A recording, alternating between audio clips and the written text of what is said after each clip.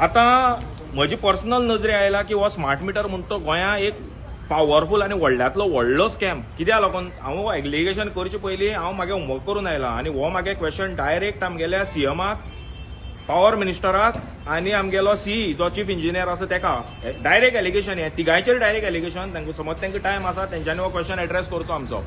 पळय कशें आसा, आमगे पयलीं जे एलएनटीचे मिटर बसयलेले एक 3-4 वर्सां पयलीं त्या मिटराक प्रोविजन आसलेले अपग्रेड करपा मिटर आनी ते डिजिटल मिटर आसलेले.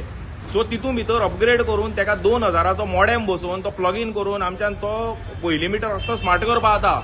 गव्हर्मेंटान कितें केलें, गव्हर्मेंटाक पयशे ह्या बीजेपी गव्हर्मेंटाक पयशे खावपा जाय म्हणून हेंच्यांनी स्मार्ट मिटर म्हणून हाडपा लागून 4.5 कोटी टेंडर फ्लोट केलें.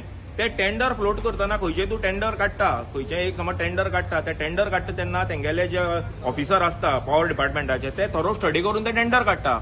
सो हेंच्यांनी कितें केलें, हेंच्यांनी स्टडी करून गव्हर्मेंटाक सांगलें 4.5 कोटी म्हणून, 4.5 कोटी म्हणून. गव्हर्मेंटान कितें केलें, ते 4.5 कोटी आसा ते परत हें करून व्हेरीफाय करून ते पावयले 900 कोटीचेर.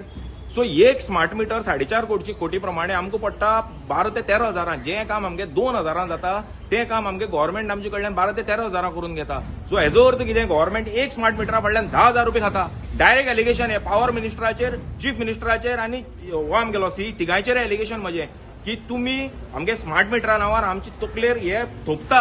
कितें आसा ते स्मार्ट मिटर म्हणटा वस्तूचो आमगे बारीक जो लोक आसा तांकां 1 रुपयाचो कसलो फायदो ना, 1 रुपया एक नया पैसाचो फायदो ना. उलट आमकां इतली टेन्शन दिलां. हेजी पयलीं ते पेनल्टी मारताले, अरे पेनल्टी मारपाक तुमकां रायट दिली कसो, कोणे दिलो रायट. आतां आमी ही वचोन विचारले, ही सांगता पयलीं गॅजेटा भितर आसा म्हणून. बरें पयलीं गॅजेटा भितर आसा जाल्यार पयलीं लोकां पेनल्टी येनाल मरे, स्मार्ट मिटरा नाटक जालेल्या पेनल्टी येवपाक लागला. हें कितें? फक्त हांव सांगपाक सोदतां हें सरकार म्हणटा आमकां लुटोन मारून खावन काब्बार करपा उठला आनी कांय ना.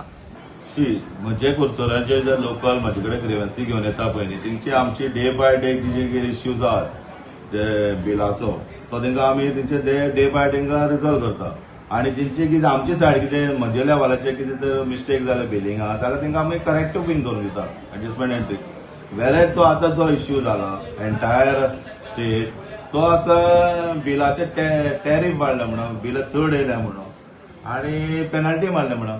हो penalty issue as per the policy of the हें म्हणल्यार सर आमचे जॉयंट रेग्युलेटरी कमिशन डायरेक्शन प्रमाणे ती बील ऑक्टोबर 2025 आमी इम्प्लिमेंट केल्ली.